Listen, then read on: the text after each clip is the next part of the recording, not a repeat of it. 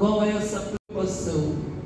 É não nos conformar com o bom, porque o bom é muito mais perigoso do que o péssimo.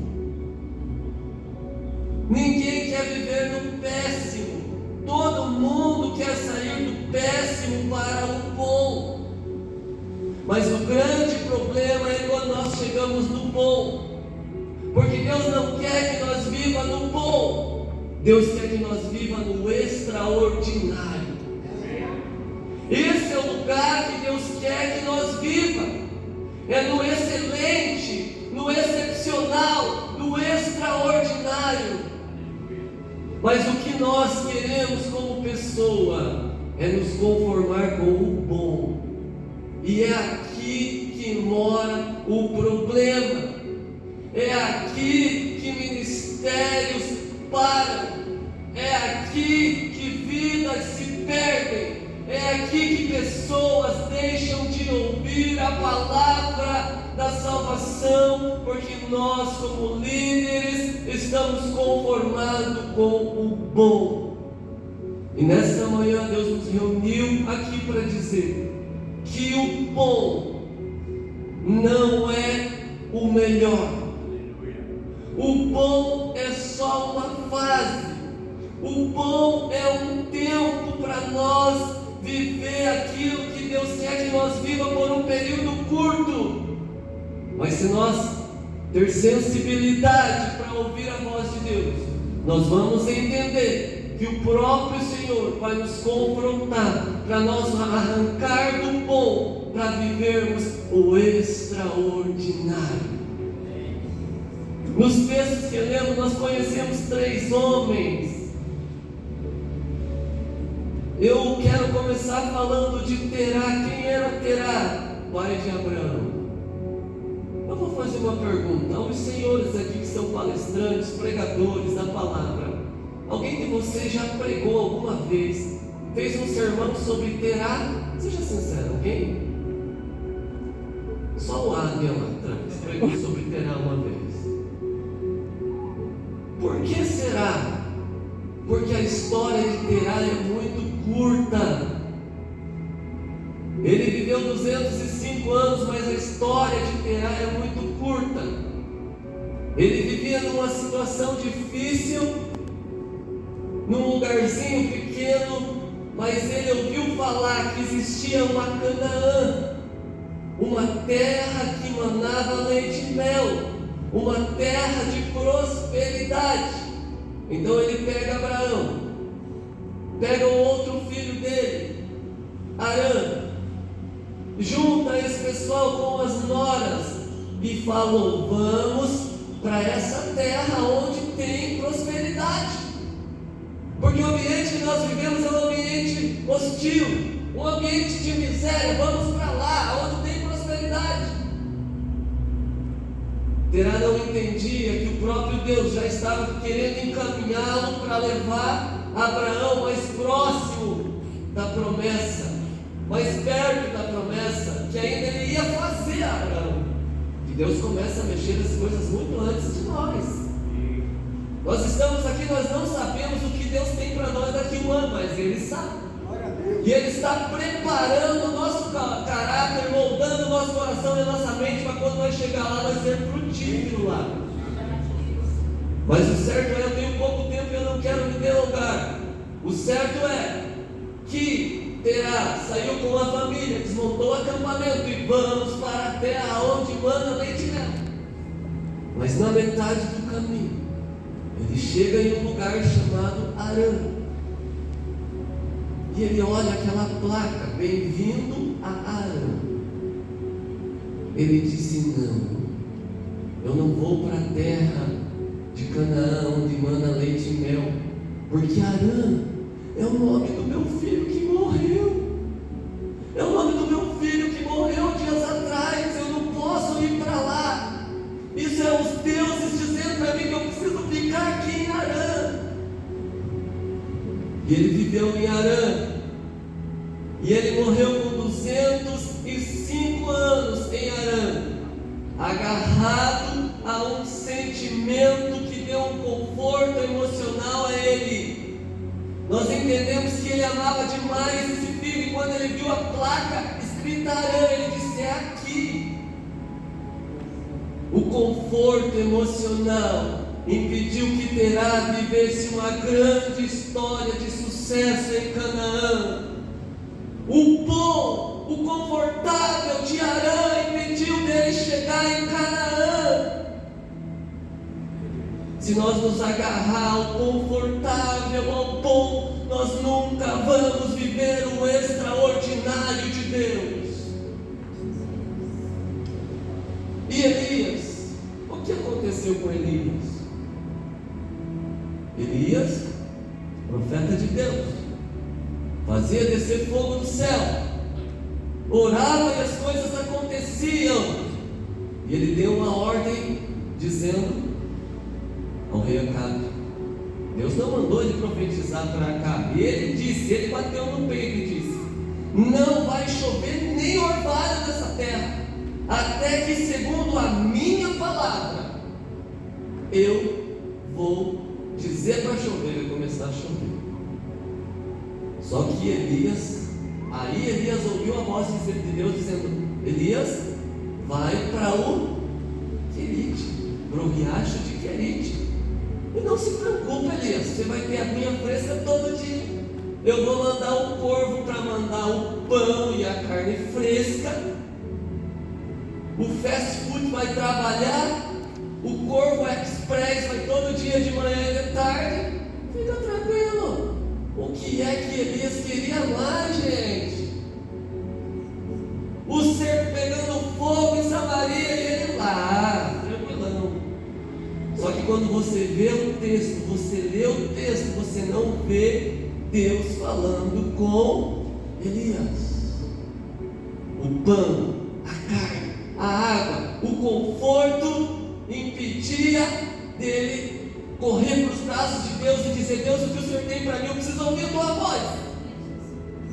O conforto tira a nossa preocupação e a nossa percepção de ouvir aquilo que Deus tem para nós, que o Espírito Santo quer agradar no nosso ouvido, para encher o nosso coração, para nós tomar atitude.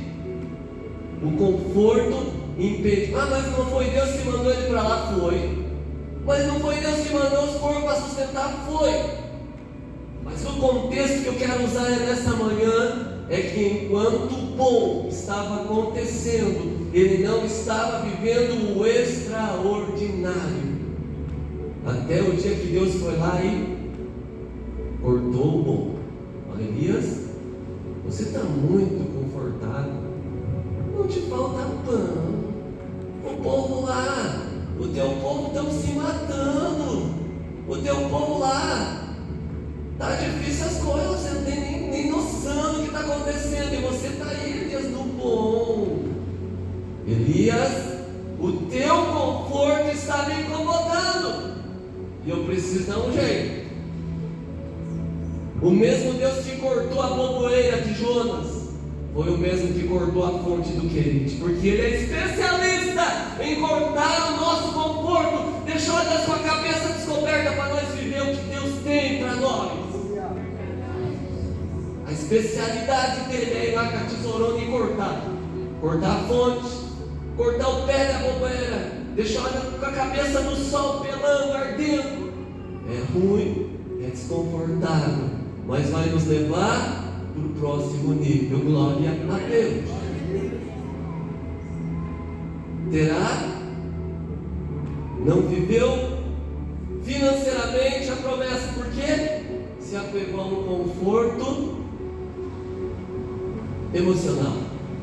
Elias não ouviu a voz de Deus durante 3 anos ou 3 anos e meio, porque ele tinha carne, pão e água fresquinha todo dia. Oh, glória a Deus! Que Jesus maravilhoso é esse nome! Elias cantava todo dia. Está tudo bem.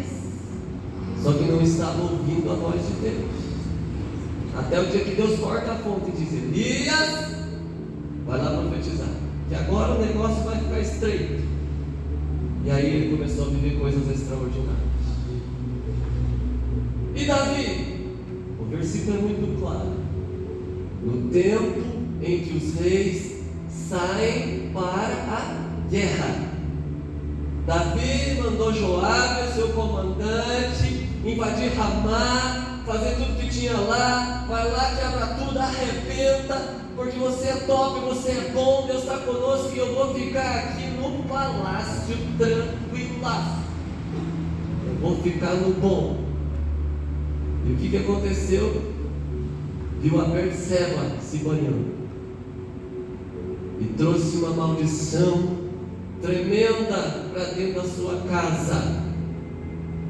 Trouxe a espada, irmãos contra irmãos, violência sexual, filho tentando matar dentro de sua casa, porque no tempo que era para ele estar na frente da peleja, ele estava curtindo o bom. Você está entendendo quanto o bom é perigoso? Deus não tem bom para nós. Deus tem o extraordinário. Só que enquanto nós estiver presos no bom, nós não vamos acessar o extraordinário. Enquanto Elias estava curtindo o pão fresco, a carne fresca, a sombra, a água boa, ele não via e não ouvia o agir de Deus. Muito mais impactante era só aquilo dentro daquele contexto. Terá no conforto emocional da terra de Arã, não conseguiu chegar a Canaã. E Davi, o top dos top, o cara mais admirável que existia na época, deixou no tempo que era para ele ir trabalhar para o Senhor, no tempo que era para ele viver o desconforto de estar na frente da batalha, ele decidiu ficar no conforto do palácio. Como esse conforto é perigoso, como essa zona de conforto é perigosa, como esse afago. Você é top, você está num bom momento, tudo está dando certo, mas nessa manhã Deus nos trouxe aqui para confrontar a nossa visão a respeito de reino de Deus. Vamos viver o desconforto necessário para viver o extraordinário. Porque Deus não tem o bom não faz bem para nós. O bom é a recompensa por um período curto. O bom é o troféu de ter feito tudo certo até aquela fase. Você entra no bom, curte o bom por um tempo. Mas quando esse bom começar a se estender, começa a se preocupar, porque ou você dá liberdade para o Senhor ter tirado o bom, para você viver o espetacular, o extraordinário, ou você vai morrer sem ver e cumprir totalmente aquilo que Deus te designou para fazer. Toda vez que Deus quiser que alguém viva uma grande história, Ele vai bagunçar a tua história, Ele vai virar a tua vida de cabeça para baixo. Mas se você entender que esse é o caminho do bom para o extraordinário, realmente você vai viver o espetacular de Deus, o excelente de Deus. Eu quero profetizar nesta manhã que nós não vamos nos conformar com o bom, porque o bom é perigoso. Eu quero profetizar nesta manhã que nós não vamos nos assegurar com um ambiente confortável. Nós vamos tirar o pé do barco para viver o desconfortável, porque só quem tira o pé do barco vive o sobrenatural de Deus. Só quem tira o pé do barco anda sobre as águas. Só quem tira o pé do barco conta a sua história, não conta a história dos outros. Eu quero contar as minhas histórias. Eu quero glorificar o nome desse Deus com as frustrações que Ele tem colocado para mim viver. Mas eu não quero viver o bom, eu quero viver o extraordinário, o espetacular, o excelente de Deus. Quem quer viver? Quem quer viver o extraordinário? Se prepare para abrir mão do bom, porque o bom é muito pouco. Deus tem para você um extraordinário. Se coloque de pé, por gentileza. Glória a Deus, eu sinto a presença de Deus. Eu sinto a revelação de Deus para nós nesta manhã.